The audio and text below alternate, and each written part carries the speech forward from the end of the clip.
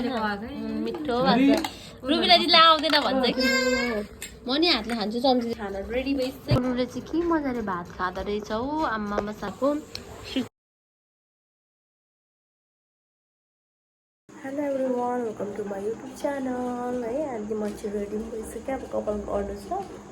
अनि आज चाहिँ हामीलाई पर दिदीले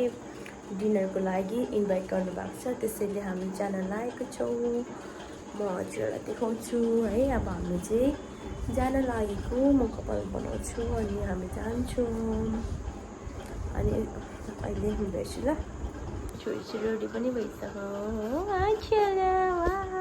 मेरो छोरी यति मजाले हाँस्छ मेरो डल मेरो छोरी चाहिँ यहाँ छु कस्तो मलाई यो खालको मनै पर्छ आज बाहिरको वेदर चाहिँ चिसो चिसो छ हो मलाई पनि सन्चो छैन कस्तो ज्वरो घाँटी दुखिरहेको छ नि त प्लान्टहरू हेर्नुहोस् है साथीहरू मेरो सिधा सखामा लिएर आएको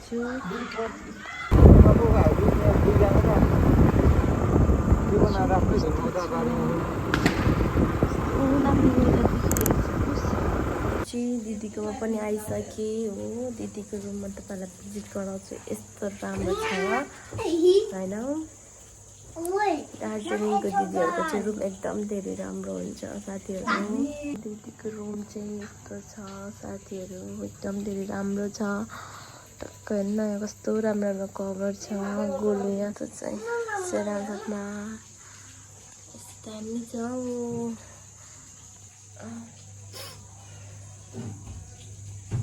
हल्का मेकअप गरेको थिएँ पत्ता पुराहरू लिपस्टिकहरू यस्तोहरू त गरेको थिएँ किनभने सधैँ भएका बिरानो जस्तो फेस देख्यो नि त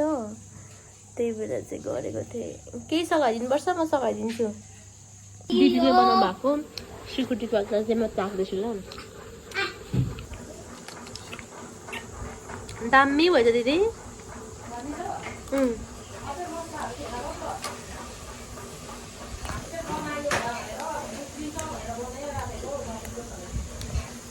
बनाएर खानु के छ राख्नु के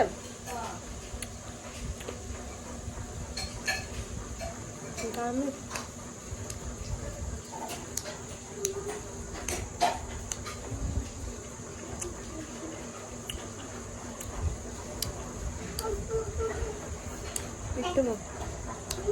दिदीले सब्जी बनाउँथ्यो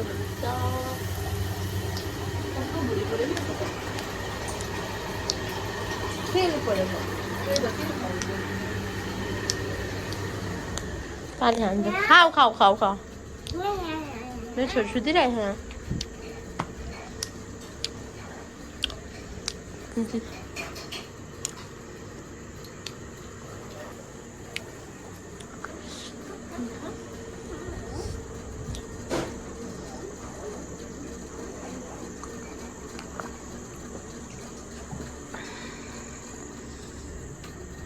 छु यस्तो सन्चो भएर गुरुले चाहिँ के मजाले भात खाँदो रहेछ हौ आम्मामा साथीहरू एकदम मजाले गीत नबजाउनु एकछिन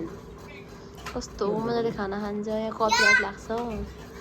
गुरुले खाना चाहिँ भयो मेरो छोरीको चाहिँ फेरि फाल्टै संसार छ बिन्दास संसार छ ल यस्तो गाह्रो भएर हो रिङ्गडा चलेर हिजो पनि बिरामी भएर हिजो एम्बुलेन्स गएको थियौँ ताकतै छैन हौ तपाईँ त हेर्नु न ओ बाबा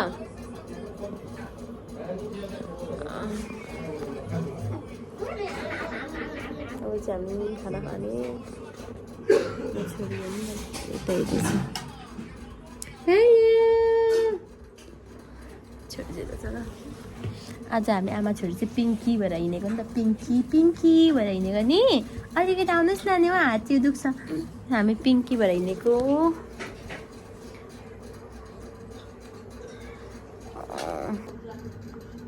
कपाल गर्ने काइले आँखा गाजले खाना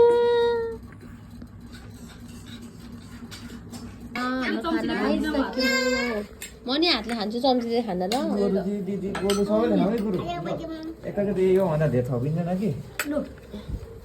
हाम्रो चाहिँ खाना रेडी भइसक्यो दिदी यहाँ हुनुहुन्छ ओइ त हेर्नु न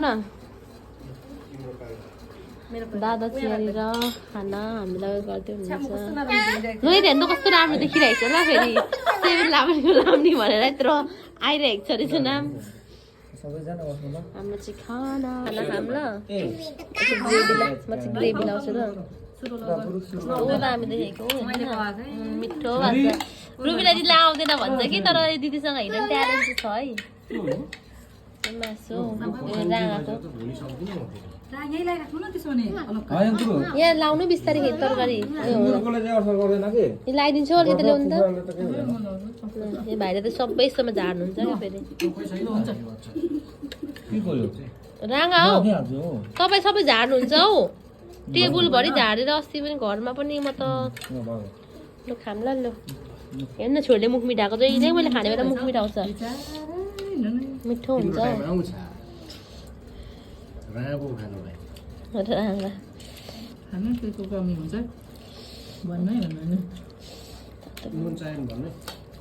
सुप खान्छु र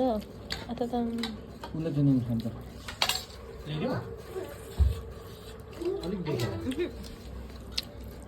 ठिक छ मिठो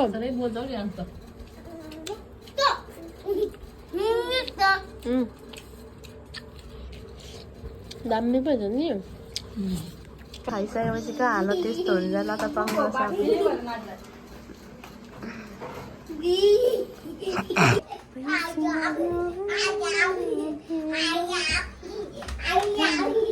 अब चाहिँ हामी गएको बाहिर डाइरेक्ट आयो 2 बजे आएर कति 8 बजे उठ्यो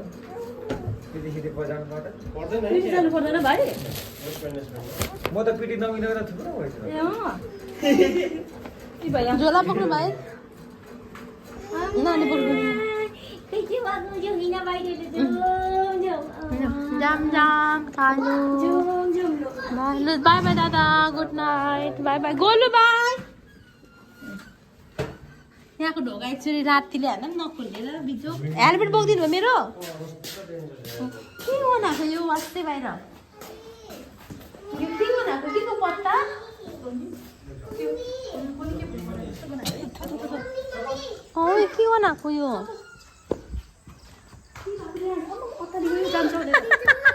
ला कसको चम्मला लगाएको यो आयो के भयो यो के बनाएको सुँगुर कनायो ओ यो रुखहरू पलायो भने चाहिँ राम्रो हुन्छ है यहाँनिर अब त्यस्तो भन्छ यो त अब भनेको छ होइन के बनाएको दादा यहाँनिर यो मिन कहाँ छ यो मिन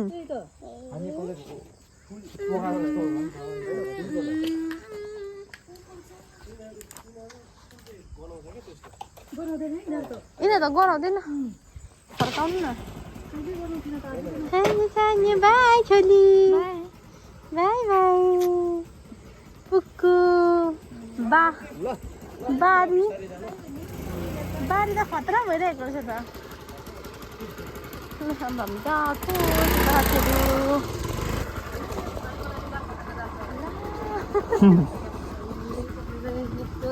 लु यो कस्तो राम्रो देख्दो रहेछ 3जना 2जना नानी यस्तरी बोकेको साह्रै सुहाउँदो रहेछ नि त